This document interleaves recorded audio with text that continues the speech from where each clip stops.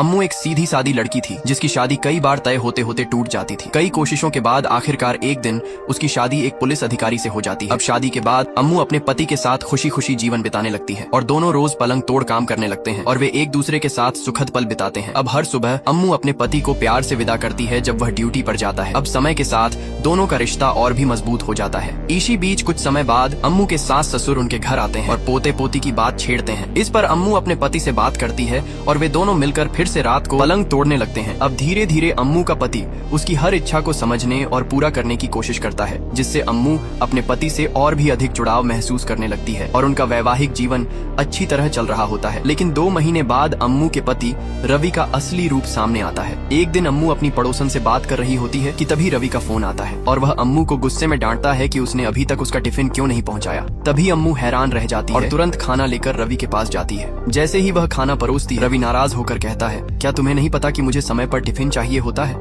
अब अम्मू पुलिस वाले रवि के बारे में बिना कुछ जाने ही उससे शादी कर लेती है। अब शादी के बाद रवि हर दिन अम्मू के साथ जैसा चाहे वैसा व्यवहार करने लगता है, लेकिन अम्मू रवि को एक अच्छा पति समझकर उसके साथ अपनी जिंदगी बिताने की कोशिश करती है। लेकिन एक दिन जब अम्मू भूलवश रवि के लिए खाना नहीं लाती तो रवि उसे बुरी तरह डांटता है। अब इस घटना के बाद से अम्मू को रवि पर शक होने लगता है। फिर रात को अम्मू रवि को खुश करने की कोशिश करती है ताकि उनके रिश्ते में सुधार हो सके, लेकिन रवि गुस्से में कहता है, हर दिन बस अपनी प्यास बुझानी है क्या? एक दिन न बुझी तो क्या हो जाएगा? तभी यह सुनकर अम्मू चुपचाप उदास होकर बैठ जाती है। अब कुछ दिनों बाद जब अम्मू और रवि अपने परिवार के साथ पार्टी में होते हैं तो रवि सबके सामने अम्मू की बेइज्जती कर देता है। तभी अम्मू बिना कुछ कहे सब कुछ सहती रहती है। फिर उसी रात रास्ते में इसी बात को लेकर दोनों में झगड़ा हो जाता है और गुस्से में रवि अम्मू को बीच सड़क पर छोड़कर चला जाता है, जिससे अम्मू किसी तरह ऑटो से घर लौटती है। फिर घर पहुंचते ही रवि उस पर खाने की प्लेट फेंक देता है, जिससे अम्मू बुरी तरह डर जाती है। अब अगले दिन जब अम्मू के माता पिता घर आते हैं तो रवि उनके सामने ऐसा दिखावा करता है जैसे कुछ हुआ ही ना हो। अगले दिन जब रवि मछली साफ कर रहा होता है तभी उसे अम्मू के रोने की आवाज सुनाई देती है। रवि चुपचाप रहकर अम्मू की बातों को सुनने लगता है। जैसे ही अम्मू के माता पिता वहाँ से चले जाते हैं, रवि गुस्से में आकर अम्मू को घूरने लगता है। कुछ देर बाद वह अम्मू से पूछता है, तुमने अपनी माँ से मेरे बारे में क्या क्या कहा?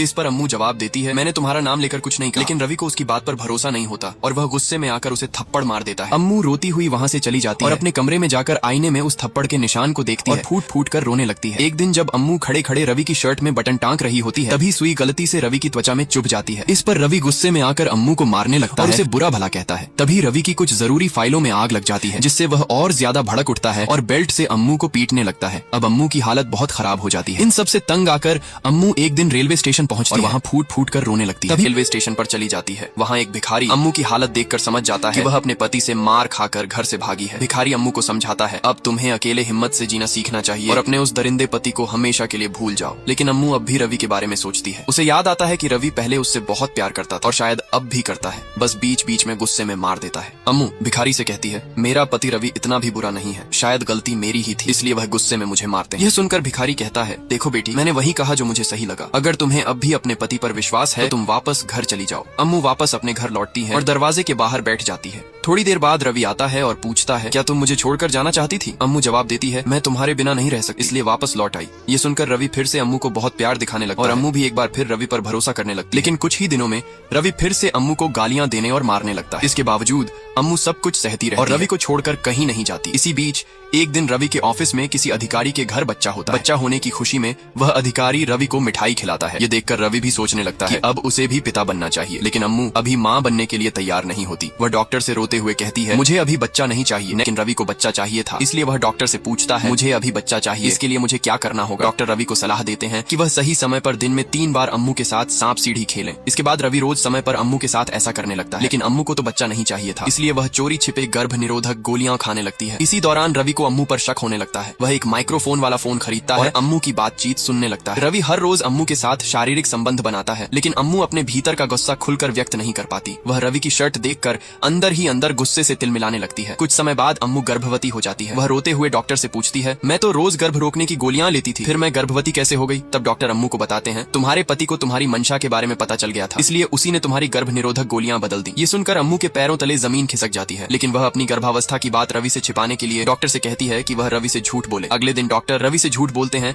कि अम्मू गर्भवती नहीं है। डॉक्टर भी अम्मू की बात सुनकर अगले दिन रवि से झूठ बोल देते हैं कि अम्मू गर्भवती नहीं है। ये सुनकर रवि बहुत गुस्सा हो जाता है और रात को अम्मू की बुरी तरह पिटाई कर देता है। उसकी चीखें रात में पेट्रोलिंग कर रही महिला पुलिस अधिकारी को सुनाई देती। पुलिस अधिकारी तुरंत सीटी बजाती है और पास ही स्थित रवि के घर पहुंचकर कहती हैं, किसी के रोने और चीखने की आवाज आ रही थी। रवि गुस्से में कहता है, इतनी रात में मैं क्या कर सकता हूँ। फिर वह पुलिस को जैसे तैसे बहला फुसलाकर वापस भेज देता है। लेकिन पीछे से अम्मू ये सारी बातें सुन रही होती हैं। अगले दिन अम्मू रवि के अत्याचारों से तंग आकर फिर से घर से भागने की योजना बनाने लगती है। लेकिन रात की चीख सुनकर पुलिस पूरे मोहल्ले में पूछताछ करने लगती है, जिससे अम्मू को भागने की योजना बनाना मुश्किल हो जाता है। आखिरकार पूछताछ करते हुए महिला पुलिस अधिकारी अम्मू के घर पहुंचती है और रवि की पत्नी अम्मू से पूछती है, कल रात किसी के रोने और चीखने की आवाज आई थी, लेकिन गांव में कोई भी इस बात को स्वीकार नहीं कर रहा, तो वो लड़की आखिर थी कौन। तब अम्मू सोचती है कि शायद इस अधिकारी को सब कुछ बता देने से उसे कुछ राहत मिल सकती है। फिर वह सोच समझकर पुलिस को सच्चाई बताना शुरू करती है और कहती है, कल रात की चीख मेरी थी, मुझे रवि ने बहुत जोर से पीटा था। अब अम्मू हिम्मत जुटाकर एक महिला पुलिस अधिकारी के साथ मिलकर अपने पति के खिलाफ शिकायत दर्ज करवाने डीआईजी के ऑफिस जाती। लेकिन वहीं रवि भी पहुंच जाता है और नाटक करते हुए अम्मू से कहता है, अम्मू तुम मुझसे इतनी नफरत क्यों करती हो और आज तुम मेरे ही खास डीआईजी सर के पास मेरे खिलाफ शिकायत करने आ गई। फिर रवि नाटक करते हुए महिला पुलिस अधिकारी से झूठ बोलता है, क्या मैं अम्मू के साथ ऐसा कुछ कर सकता हूँ, और वह अम्मू को पागल लड़की कहने लगता है, जिससे अम्मू को बहुत ठेस पहुंचती है। वह बिना कुछ कहे चुपचाप सब सुनती रहती है। अंत में वह रवि की कही पागल लड़की वाली बात को मान भी लेती है और चुपचाप रोते हुए घर लौट जाती है। घर जाकर वह अपने बिस्तर पर बैठकर सोचती है कि रवि के रोज रोज के अत्याचारों से कैसे मुक्ति पाए। अगले ही दिन वह पूरे घर की सफाई करना शुरू कर देती है, जैसे वह किसी निर्णायक कदम की तैयारी कर रही हो। तभी वही महिला अधिकारी अम्मू के पास आकर पूछती है, अम्मू ये सब क्या कर रही हो। इस पर अम्मू कहती है, बहुत सह लिया मैंने रवि का जुल्म, कल सबके सामने मुझे पागल कहकर मेरी इज्जत मिट्टी में मिला दी, अब और नहीं सहूंगी, अब उसके लिए कुछ न कुछ करके ही रहूंगी। अगले दिन अम्मू रवि के लिए खाना लेकर थाने आती है और वहीं बैठ जाती है। उसी समय पैरोल पर आया एक आदमी अम्मू के पास बैठता है और उससे थोड़ी बहुत बातचीत भी करने लगता है। ये देखकर रवि को बहुत गुस्सा आता है और वह उस आदमी को अपमानित करते हुए कहता है, जा मेरी टॉयलेट साफ कर। अब अम्मू अपने पति के लिए खाना लेकर थाने आती है। तभी थाने में किसी के न होने का मौका देखकर चुपचाप रवि की बंदूक चुरा लेती है और उसे एक अलमारी के नीचे छिपा देती है। कुछ देर बाद वहीं पर पैरोल पर आया हुआ एक कैदी प्रभु झाड़ू लगाते समय बंदूक देख लेता है और तुरंत उसे एक अन्य पुलिस अधिकारी को सौंप देता है। धीरे धीरे रवि रोज प्रभु से थाने में झाड़ू पोंछा और अन्य छोटे छोटे काम करवाने लगता है। इसी दौरान एक दिन प्रभु की बार में एक आदमी से लड़ाई हो जाती है। यह सुनते ही रवि बहुत गुस्से में आकर प्रभु की बेरहमी से पिटाई करता है और उसकी पैरोल रद्द करने की प्रक्रिया शुरू कर देता है। प्रभु गिड़गिड़ाते हुए कहता है, सर मुझसे गलती हो गई, अगली बार ऐसा नहीं होगा, बस मेरी बहन की शादी हो जाने दीजिए, मैं शादी देखकर चला जाऊंगा।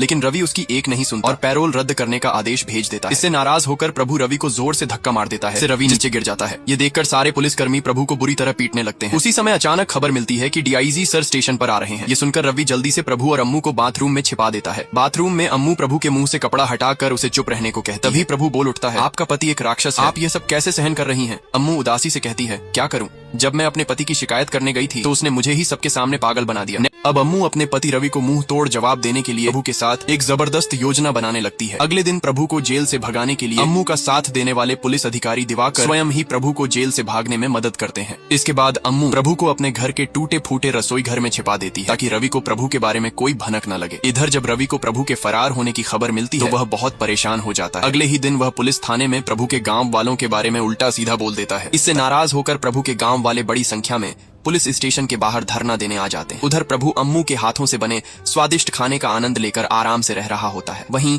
गांव वालों की हड़ताल की खबर मीडिया तक पहुंच जाती है। मीडिया पुलिस पर प्रभु की गुमशुदगी का आरोप लगाने लगती है, जिससे यह खबर डीआईजी तक पहुंचती है। डीआईजी गुस्से में आकर सारी गलती रवि पर डाल देते हैं। ये सब देखकर पास खड़ी अम्मू अपने पति रवि को इस तरह बेइज्जत होते देख बहुत खुश हो जाती है। अगले ही दिन डीआईजी रवि को 2 दिनों के भीतर प्रभु को पकड़ने का आदेश देते हैं और चेतावनी देते हैं कि अगर वह ऐसा न कर पाया तो उसे निलंबित कर दिया जाएगा। अब रवि रात दिन एक करके प्रभु को ढूंढने में लग जाता है। लेकिन अब अम्मू फैसला करती है कि वह प्रभु को उसकी बहन की शादी में ले जाएगी, लेकिन शादी खत्म होते ही वह उसे सबके सामने दोबारा जेल भेज देगी। अगले दिन अम्मू प्रभु को कुछ समय के लिए आजाद कर देती है और फिर अपने पति द्वारा किए गए अत्याचारों को याद करके फूट फूट कर रोने लगती है। तभी प्रभु वापस अम्मू के पास आता है और कहता है, मैडम मुझे पता है आप अपने पति को छोड़कर कहीं दूर जाना चाहती हैं, इसलिए मैं आपकी मदद करने फिर से आया हूँ। उधर प्रभु की बहन की शादी पुलिस स्टेशन के सामने ही रवि करवाता है ताकि अगर प्रभु शादी में आए तो वह उसे वहीं पकड़ सके। लेकिन उस समय प्रभु तो अम्मू के साथ होता है। रवि सस्पेंड होने के दुख में मायूस होकर घर लौटता है और देखता है कि अम्मू बेफिक्री से गाना गा रही है। ये देख रवि को शक हो जाता है और वह तुरंत एक माइक्रोफोन निकालकर अम्मू के कमरे में छुपाकर रख देता है ताकि वह सुन सके कि अम्मू किससे क्या बात कर रही है। उधर